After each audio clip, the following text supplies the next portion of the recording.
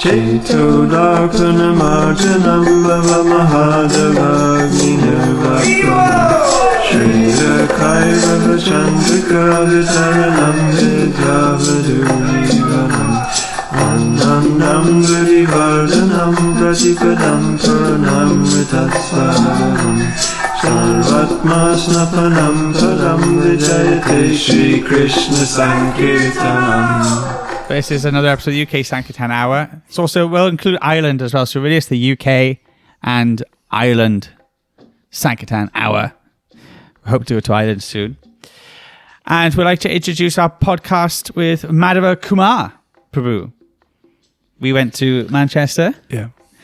The three of us, right? Yeah. And another few devotees. And we had a wonderful time.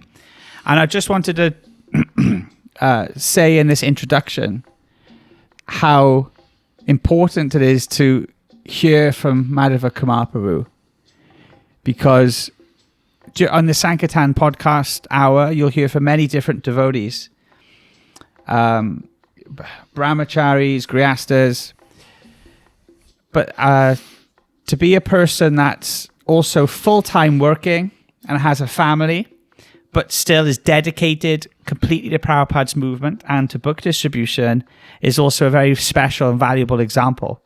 I would like to share a good example of that with you today with the Madhav Kumar Prabhu interview in the UK Sankirtan Hour podcast.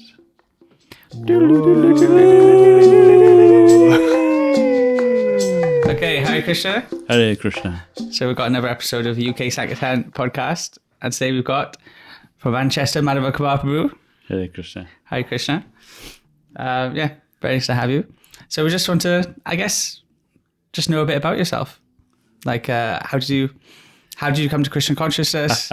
I mean, maybe we'll get into it later, but one of the things I'm very interested in is how do you balance, working life, family life, and yet you're also still fully dedicated to Prabhupada's mission, which is also something that's very exemplary example. I'm just tell us a bit about yourself. Prabhu. Sorry? Trying to follow the lead of the seniors in the mission. Okay, well, as time goes on, then you automatically become one of our seniors. So, yeah. So I was a second-year college student in India. This was the year 1996, and I think there was a desire to join in some kind of spiritual organization at that point, and me and my friends were looking for different places who could respond to our spiritual quest at that time. Were you you grew up spiritual then, or did you always have that desire? Well, I think coming from an Indian background, we always had that culture of spending time in front of the altar and doing a bit of religious activity as such. There wasn't a spiritual element to that. I think it was more a ritualistic performance, growing up in a traditional Hindu setup.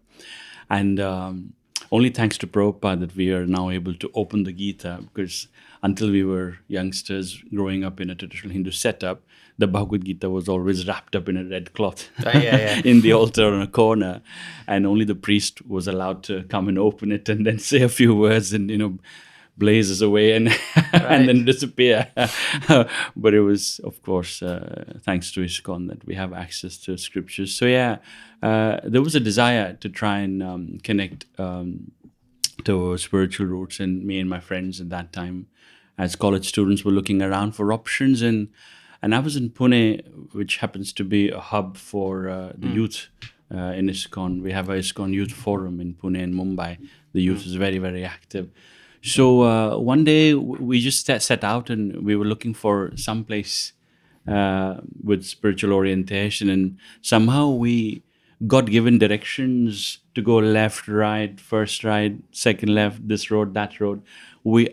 Next thing I knew, I was stood in front of the Radha Kunj Bihari ISKCON temple in Pune, and I took that as a message, and we just took the leap of faith and went in to the temple, and that was the year 1996. And I think the most amazing thing that attracted me at that point was because I was a student myself, and the instruction from my parents was to focus on studies. I saw a lot of students who were very, very bright, in terms of what their academic achievements were, and they were able to balance the spiritual life and the academics. Also, some of them were even working at that time. So the resident devotee setup in Pune really impressed me a lot, and I thought this could be a place where I could possibly have a balance in my life. And not just go, one way extreme to the other. So you're saying so some of them were studying and practicing spiritual life, and they were doing it successfully. Absolutely, which yes. inspired you, like, okay, this is possible. Yeah, they were all from brilliant institutions. They had amazing grades, and they were still very, very convinced about the Krishna conscious way of life. And I thought, wow, that's a great balance, because until I joined ISKCON, I had only seen people going one way or the other. I'd never seen a balance of spiritual and material life before seeing devotees in ISKCON ever.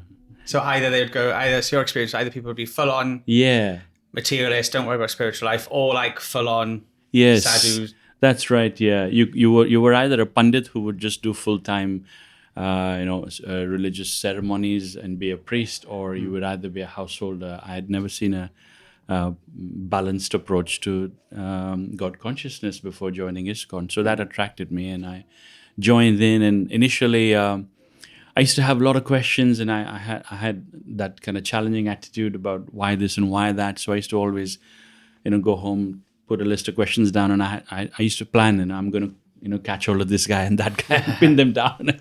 And then most funny was that they would answer one or two questions, and they will encourage me to do some service. Oh, Prabhu, let's come. Can you cut a few vegetables, or can you sweep the floor here, or can you move the benches and make some room? And they would always encourage me to do some service. And within a few months, I realized that all my questions were disappearing, and everything just started to make sense magically. And even though I wasn't asking questions, but everything was just so clear in my head. And I think the main thing was the devotees being very kind to me and engaging me in service, which kind of melted the heart a little bit and made it possible for me to appreciate that devotee life that was presented in the ISKCON temple in Pune. So Pune is my spiritual birthplace, Radhakunj Behari temple. It was a small setup in an old bungalow. It's grown into a big facility now. Radhesham Prabhu was the temple leader, and there were a few devotees who were acting as counselors at that point. So that's how it all started. And then, of course, initially, as with everything, you're all fired up. So I was going to the college with tilak and kantimala, and and everybody thought, like, this is someone different. And even in India, even in India, yeah, it's surprising, because people are, like I said, either this way or that way. It's only ISKCON that I thought at that time was presenting a balanced way of managing both spiritual and material life. And I even joined ashram for a little bit, but my friends didn't help me, because they were constantly feeding into my parents, saying, there's something wrong with your boy. He's not coming out with us partying, and he just goes to the temple. There's something wrong with him. So my parents, my father especially, got quite scared, and I realized that I was giving them a little bit of grief. So I thought it wasn't maybe the right time to join the ashram full time. So I pulled out, and then their grief was because you weren't going out and partying and stuff like that. They'd be more happy if you were. They'd be more happy if I was living a normal, what people would call a normal. Came back drunk and possibly. I think that was more what my friends were expecting. So they were feeding into my family, saying, you might lose him. They were kind of scared, my parents, because I'm the only son. So I thought maybe at that point it wasn't quite right for me to jump in fully. But yes, Pune was a spiritual birthplace, and I took deep impressions from my experiences there, and then held on to them till I got married, and then got more engrossed in the family life. And then a few years later, we decided we should go to the UK. And this is also funny that as I was on the plane to England, this is 2010, about 15 years ago, I thought, Krishna, I'm going to a foreign land. I have nobody but you. You're the Surdam Sarvabhutanam. You're the best friend. I don't have anybody else, and I'm going to get back on my spiritual life. Please land me safely. So I started doing these transactions with him, and And then I landed in Manchester and I said, I'm going to get back on my chanting, get me a house, and then I'm going to increase my rounds, get my family over, or I'm going to increase further, get me a job. So I was doing these transactions with Krishna. And then one day I was just sat in the temple and I heard Radha Mohan Prabhu, the temple president then, 16 rounds, nothing less. Right. It was a Janmashtami day and I was sitting right behind it. And I thought, it's enough, no more transactions, no more these business dealings with Krishna. Let's just dive in for what we think is the right way. And then because of my connection from Pune in India, or whatever time I spent, it was natural for me to come to Manchester, and the first thing I did was look for a temple around. And fortunately, we had Manchester. And India is very different, where there are hordes of people, and everywhere you go, you're always forever standing in a queue. So I never really got, apart from my student life, I never really got any opportunity to serve. So it was only at the temple. At the temple, so like other temples would be so. Yeah, you just go to a temple and do your rounds and appreciate the deities and stand about a mile away from, because there's so many people. Obviously, the qualification criteria is so much harder. You've got to be this and that, first initiate, second initiate, Brahmin and sannyasi and whatnot. But when we came to Manchester 2010, 15 years ago, our lives changed because it's a small setup. We were welcomed as a family, and my wife engaged with the ladies, and my child was just the right age to be with the children here. And I got involved as well, and Radha Mohan Prabhu and the other leaders, they encouraged me to get involved in services, and that's it. I think mainly because of the fact that we got pulled into a variety of devotional services is how I eventually, I think, qualified to take shelter of my Guru Maharaj in the year 2017, 7 years later after coming here. Although I had met him 20 years ago in Pune, and Pune is Radhanath Maharaj camp. But it wasn't until 20 years after, in England all the way, five oceans across, in the Bhaktivedanta Manor 2017, that I finally got the eligibility only by serving in Manchester to get shelter of a spiritual master. And then rest is history. We're doing what we can here. Yeah.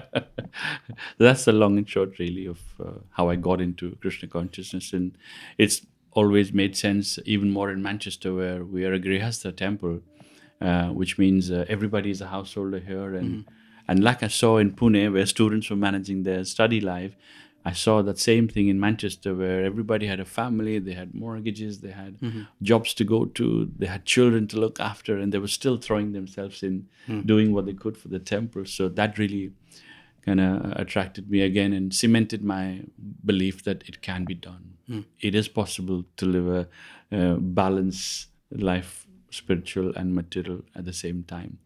So yeah, we've been doing a little bit since then. That's so nice. I really like how you, like I said, finding a temple where it feels like a sort of like a family. Yes, yeah. I think we take pride in the fact that we are a Grihastha temple.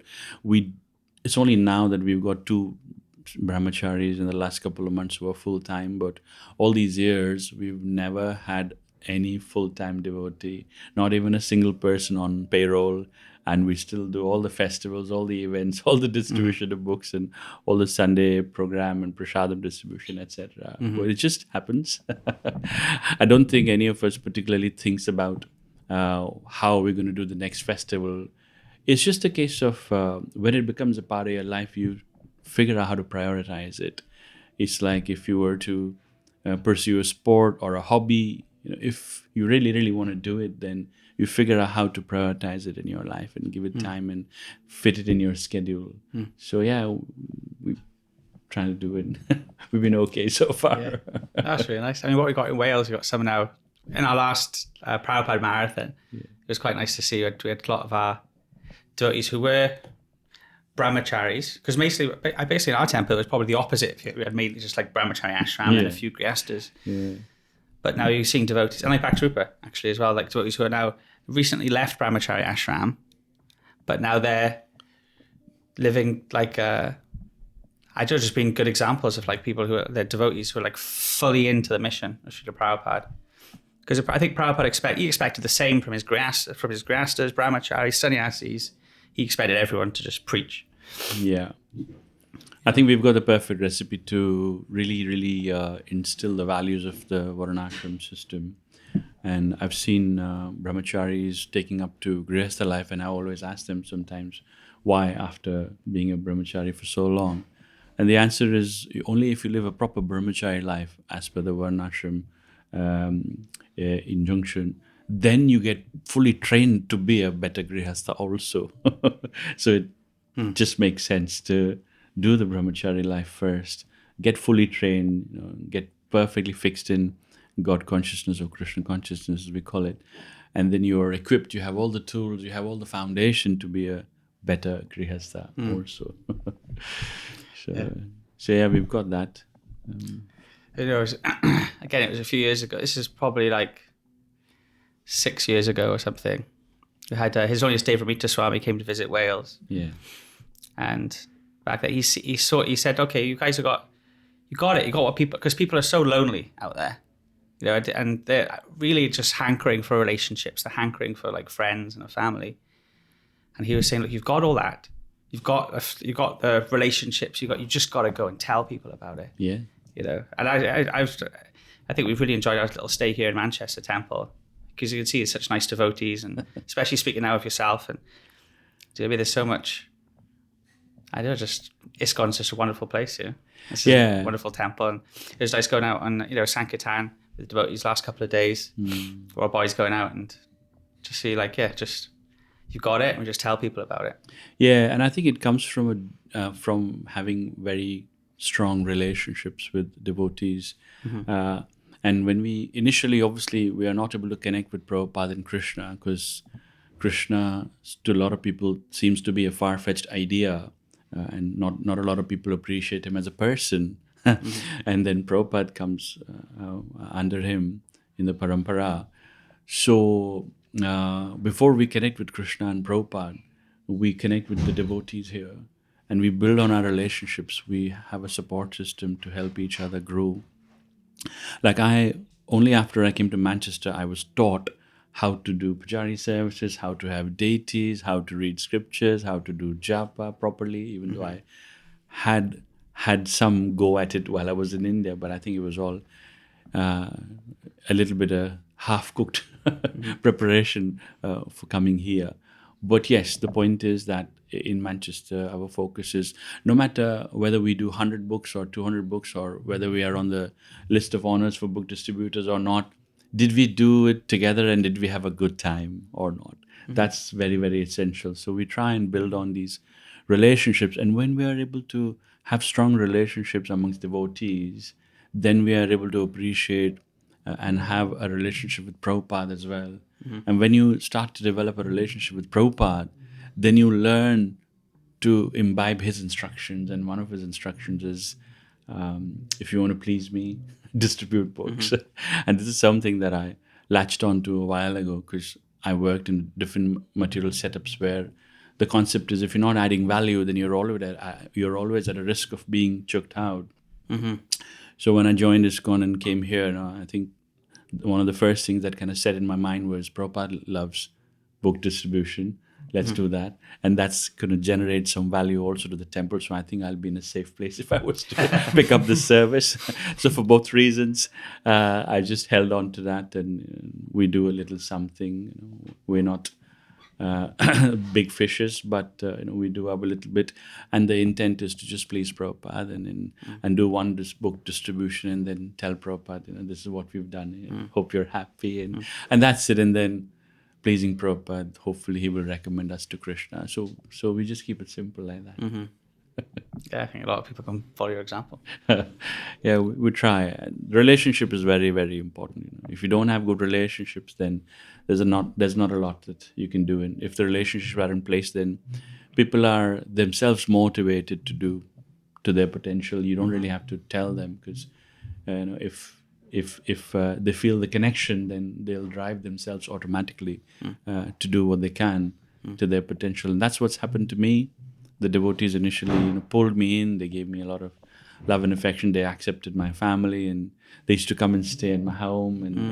And the other day we had Pushpa lad. Pushpalad Mathur. Yeah. His son. spent His son's a Radikesh Brahmachari and was a Brahmachari in Wales. I was in the Brahmachari actually with him. And Yes. He spent a lot of time there. I think he's a famous cook as well. He's a very good cook, yeah. But anyway, so we went over his mum's the other night for prasada when we got here. Okay, did he go there? Yeah. I see. But she was also very thankful of you. She said like, I can't remember something when she was sick, you'd ring and say like, "Are you okay?" and stuff like, So she was really appreciating it, really appreciating your caring mood. Yeah, I think she's a great example of allowing his son to do what he wants to, and just one son. Yeah. And she's a Paka devotee as well. Yeah, absolutely. Yeah, it's like that's good. Yes, yeah. So that's what we have here. Just relationships in place that enable us to do little something, trying to please Prabhupada and working on our relationship with Krishna. And that's the goal, to please the Guru Parampara, senior devotees, and thereby, hopefully, please Krishna. What do you think, Bhakti?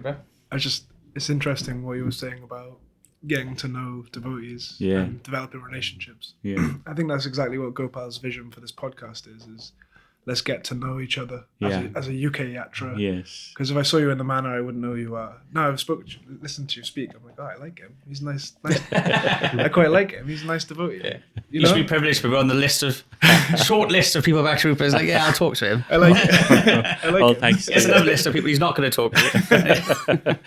Thanks to you. Yeah. But it seems like this is a nice opportunity for us to open up as a UK yatra, get to know each other, and just. Yeah, absolutely. I think we quite welcome this initiative, Gopal Prabhu. I'm very, very excited to work with all the other temples, and we can definitely synergize and join hands and push a little bit more. There is so much potential, and we can really do with your support for sure. Yeah, do it again. I think just showing off what we've got and then taking it from there is all good. Yeah, no, we're very, very full of gratitude for you to have taken time to come here. I'm looking forward to the next 3 hours in the temple where we have some kirtan and whatever you have to share with us, and hopefully we can inspire more devotees. The other thing in Manchester is that we're a transit temple, which means people come for short durations, stay here, and then move on. So we're constantly in that training devotee mode. And fortunately some of us have had the opportunity to stay here, but because we still have family in India, we'll always have one foot there and one foot here. But I think we'll always have the need to rely on the support that strong yatras such as yours in ISKCON Wales can lend as support to constantly do that training and retraining and training and retraining and enabling individuals to maximize to their potential by having good relationships. So I'm very appreciative of this initiative. We're very happy to have the opportunity to take your association, learn from you, and we'll have a good time, some kirtan and we'll talk. So thank you very much. Madhav Kumar Prabhu ki Jai. Hare Krishna. Namo Om Vishnu Padaya Krishna Pristaya Bhutale Shrimati Bhakti Vedanta Swami Iti Namane Namah.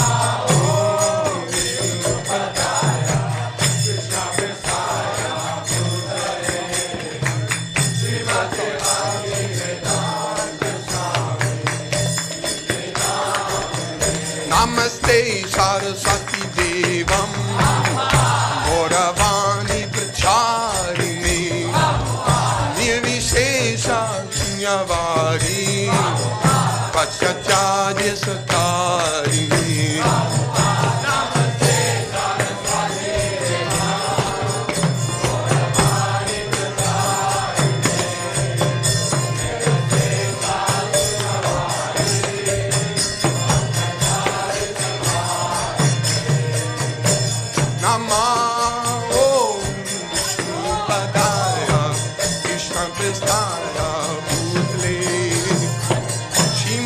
Bhakti Vedanta Swami Namani Namah